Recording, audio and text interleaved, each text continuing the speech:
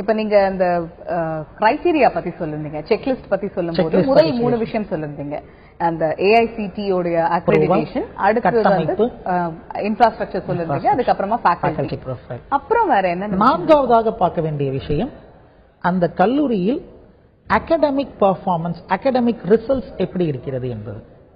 மாணவர்கள் தேர்ச்சி பெறக்கூடிய விழுக்காடு எத்தனை சதவீதம்? இது எந்த சோர்ஸ் மூலமா அவங்க தெரிஞ்சுக்க முடியும்? இது அண்ணா பல்கலைக்கழகமே வெளியிடுகிறார்கள். ஓகே. ஒவ்வொரு செமஸ்டர் பரீட்சை முடிவிலும் இந்த கல்லூரி இந்த விழுக்காடு ரிசல்ட் கொடுத்திருக்காங்க என்று அண்ணா பல்கலைக்கழகமே வெளியிடுகிறார்கள். அந்த வெப்சைட்லயே இருக்கிறது, அதிலேயே போய் பார்த்துக் கொள்ளலாம்.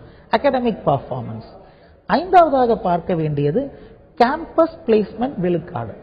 எத்தனை சதவீதம் மாணவர்கள் வேலை வாய்ப்பு பெற்று செல்கிறார்கள்?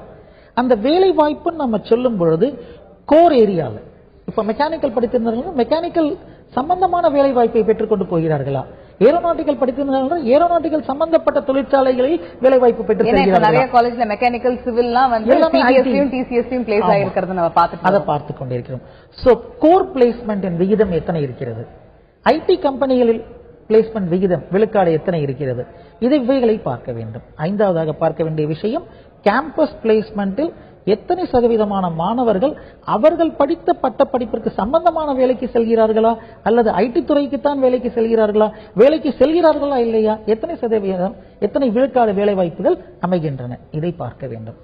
இதற்கெல்லாம் பிறகு ஆறாவதாக நாம் பார்க்கக்கூடியது, ஒரு கல்லூரி என்பது ஒரு மாணவனுக்கு பட்டம் அளிக்கக்கூடிய ஒரு நிறுவனம் மட்டுமல்ல, அவனுடைய பர்சனாலிட்டி டெவலப்மெண்ட் மாறி இருக்கிறதா? அவன் +2 முடித்துவிட்டு முதல் ஆண்டு பட்டப்படிப்புக்கு வரும் பொழுது அவனுடைய நிலைமை என்ன, அவனுடைய நிலை என்ன, அவனிடம் என்ன மாற்றம் ஏற்பட்டிருக்கிறது, அவனோட பர்சனாலிட்டியில் என்ன மாற்றம் ஏற்பட்டிருக்கிறது, அவனோட வே ஆஃப் திங்கிங், அவனோட ஆட்டிடியூட் எவ்வளவு தூரத்துக்கு மாறி இருக்கிறது, அதுவும் கத்துக் கொடுக்கிற ஒரு இடமா கல்லூரி இருக்கு. அது போக வேல்யூ ஆட் ஆன்ஸ். ஓகே. இன்னைக்கு மார்க்கெட் இஸ் வெரி காம்படிட்டிவ்.